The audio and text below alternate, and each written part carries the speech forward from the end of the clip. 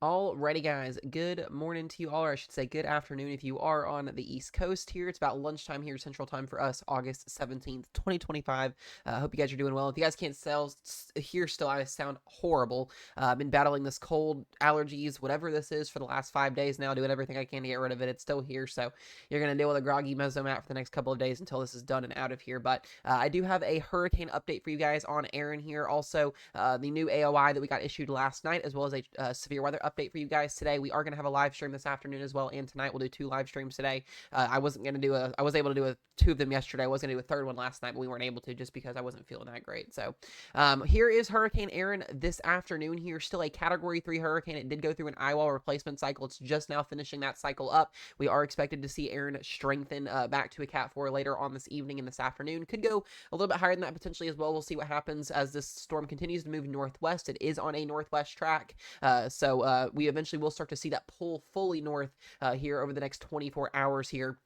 Some models do still have this getting very, very close to the East Coast. I want everybody to be rest assured. We are not going to see a United States landfall. This will be in between the East Coast and Bermuda, but the waves and the rip currents are going to be the biggest issue with this system expanding in size. You can see it's a lot bigger than what it was yesterday already, but as this gets closer to the East Coast and then moves out away, the rip currents and the waves will be the biggest issue. Some of the models are showing up to 100-foot waves out in the Atlantic just off the East Coast, so a very, very dangerous rip current issue this week if you're on the beaches. I don't know if you're going to have to be able to get on the beach or not with the double red flag warnings that'll more than likely be out going toward the week here, but a pretty rough conditions along the week here if you are out on the beach. So just be careful if you are out there. Be smart about things. Don't attempt to get out there if you can't swim very well or anything like that.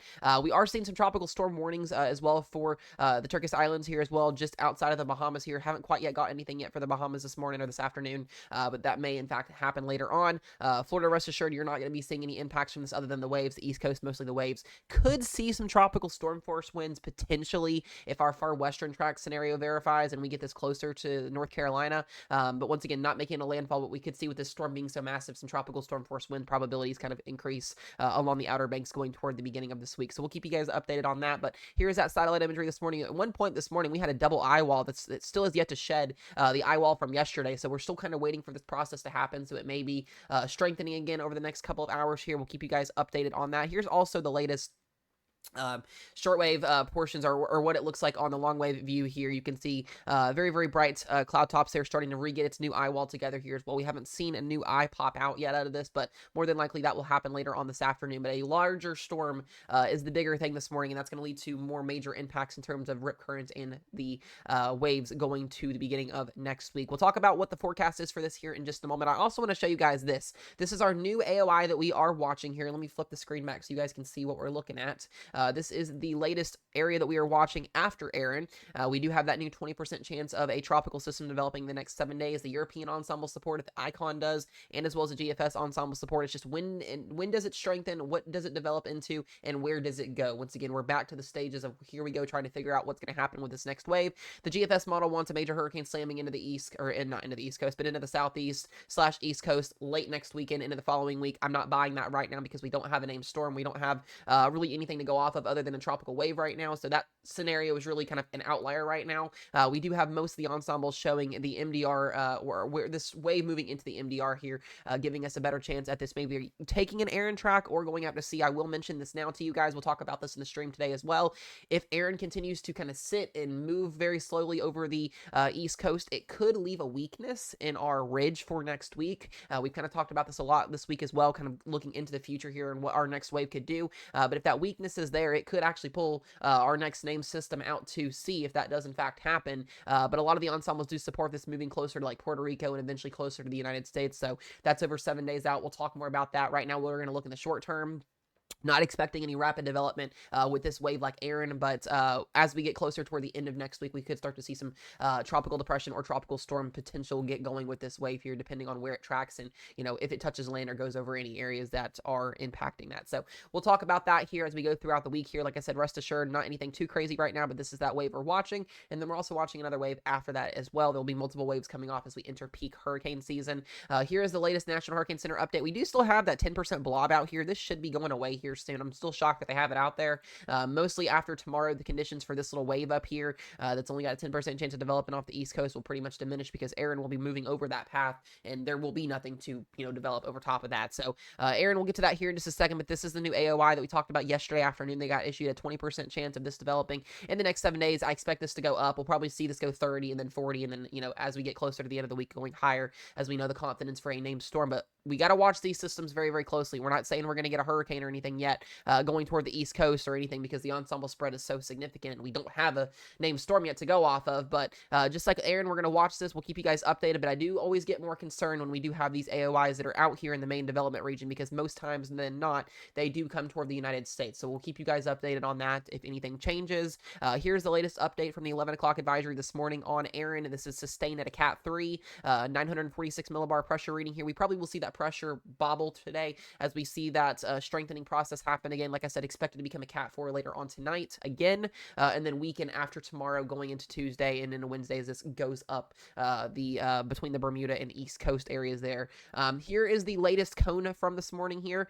This afternoon, you can see once again expected to stay a major hurricane all the way through Wednesday morning here, and then weakening as it approaches out to sea and getting caught up as a subtropical storm and getting pulled all the way up into the northern Atlantic. So once again, we are not expecting an East Coast landfall. For everybody out there that still thinks so, I don't know why you think so, but we're not expecting an East Coast landfall. This is on a northwest track, not a west track right now, and eventually we'll pull north by Tuesday or Wednesday here. Like I said, major impacts in terms of waves and rip currents along the East Coast. Make sure you are very careful and cautious if you were out there on the beaches this week. And then, like I said, by the end of this week, we should see those rip currents and waves go back to normal as that system will go off to the northeast there, like I said. And then all attention will pay towards the next system here. And we'll talk about the ensembles here. This is the latest GEFS ensembles here. I'll show the Euro here in just a second as well.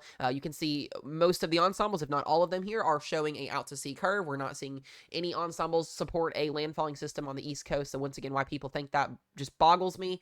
Here's our next wave that we're watching, and the GFS ensembles do have this becoming a named storm potentially by Friday or Saturday of next week. We are watching that very closely here. This could support a system moving toward the Gulf or toward the East Coast or toward Puerto Rico or toward the Leeward Islands here. Most of them do actually have a named storm moving toward the Leeward Islands and south of Puerto Rico and the Dominican Republic by the end of the week. So we'll be keeping you guys updated on that. And then you can see past that here, if we go past the 5-day spread, a lot of uncertainty on where this is going to go. Some models have this going out to sea again. Some models have this going into the Gulf. Some have this going into Florida. So we got a lot of things to watch going into next week again. That is the GFS ensembles, and the latest European ensembles this afternoon, at least or this morning into this afternoon, do support again a little bit of a further north trend, but the same majority here on where this is going to go. Is it going to go out to sea? Is it going to go to the Gulf? Is it going to go to Florida? A lot of things to figure out if we do in fact get a named storm at the end of next week. So a lot of time to watch. If you guys are seeing those model runs, as always, the GFS is on its own land right now. It's the only thing showing a major hurricane. The latest run this afternoon shows it going into the Gulf. Don't buy that stuff. It's over 10 days out. You guys know at this point what to do with that. We saw the same thing with Erin. We're going to see it all hurricane season. We see it every single year where people post model runs over 300 hours out, 200 hours out that just don't make any sense. So we give reliable weather information on the channel here, not false information, not fear mongering. You guys know that. We're going to keep you guys updated with the latest, all of that information there. I do want to go ahead and talk about the Storm Prediction Center here. We do have an elevated slight risk today for severe weather, a low in tornado risk across the plains today as well. Marginal risk on the east coast from Washington, D.C. up towards Boston, Massachusetts, and up towards the eastern portions of southeast Maine, with a wind and a hail threat. Marginal risk up into Montana and portions of northern Idaho, and then that marginal and slight risk here for southern Minnesota and northwestern Iowa. 2% tornado risk today for western portions of Minnesota and eastern South Dakota. Not expecting anything too crazy, but there could be an isolated tornado. Wind threat at 15 and 5% for all regions for wind up to 60 to 70 miles per hour, and then a hail threat over here for 1 to 2 inch diameter hail in the 5% region. We get to tomorrow's outlook as well. We do have another marginal risk as well, going back into portions of the plains here in the Midwest, going through Wisconsin all the way up into Montana and North Dakota, again with a wind and a hail risk. And then we get to the day 3 outlook, and as of right now, I'm not expecting any severe weather. Severe weather is really going to stay at a minimal over the next couple of days. Now, I do want to talk about a pattern change that may start to enter the picture as we get closer to September, kind of just hinting at it a little bit. We'll talk about that here in just a second, but going through the day 4 through 8 outlook as well, not expecting any crazy severe weather. There could be some severe weather toward the end of the week, towards next week and Saturday, Sunday, with a trough coming in, but other than that, not expecting anything too crazy. Now, I want to show you guys a couple things with the tropics here. This is the one time you're going to see me show the dermatistic runs, just so I can show you guys we do have agreement with a tropical system that we're watching next week here. You can see Erin will more than likely, like I said, go out to sea. It's expected to go out to sea.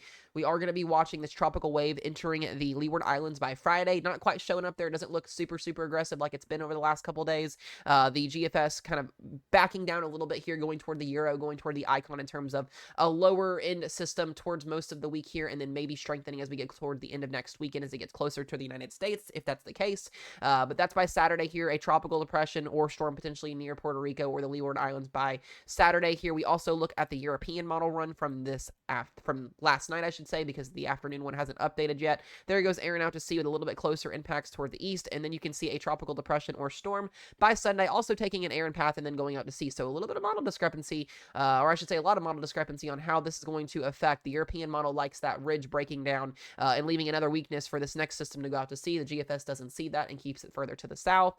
Also looking at the Icon for this afternoon as well here, latest 12Z run from the Icon.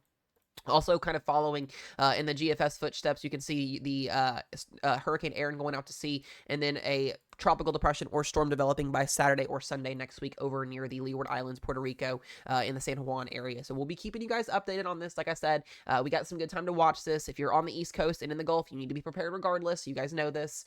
We'll keep you guys updated on the latest on that as always here. And I also want to show you guys our modeling for the next couple of days here, because we really haven't got to talk about our global pattern much because we've been so busy with Erin. Here's our latest GFS model run for our pattern across the United States. Huge ridging taking effect through much of next week here. I don't expect a lot of severe weather. If there's any severe weather, it's going to be back up here again into the high plains, the Midwest, North Dakota, South Dakota, Montana, Minnesota, getting into portions of Idaho as well, Wyoming. We'll continue to see a northwesterly flowing jet stream over top of that ridge. As we go towards the end of next week, I do think things are going to change. We could see a major cool down, and it looks like we are going to see a major cool down. Some fall temps coming into the picture here, going toward the end of next weekend, toward the first or towards the end of the month of August here. That will be a nice cold front that'll be swinging in. Super excited about that. And then after that, I kind of want to hint at something, and I haven't got to talk about this a lot here recently, but as we get into the month of September and go towards the month of October, as we see our stronger jet streams return into the picture, where we get these big troughs, cold air masses, potentially even some major severe weather events for the fall season here, we can see some more major troughing coming into the picture, and that's something we're going to have to pay attention to as we get closer to the end of the month and going into September, as we see colder air coming down out of Canada, warmer air coming up out of the Gulf. You get clashes of air masses, you're going to get severe weather. Some major troughing, I think, is going to be a big factor, and some uptick in severe weather as we go towards the month of September. So we'll be talking about that. We'll be watching the tropics for you guys. As always, I appreciate you guys for watching the videos, the updates. We got a lot of updates coming to you guys as well going into next week. A lot of streams as well. Hopefully I can get over this sickness. I feel like crap. I feel gross, and I'm ready to be over it. Get back to my normal self for you guys. But other than that, be safe out there, be weather aware, and we'll see you guys in the next one.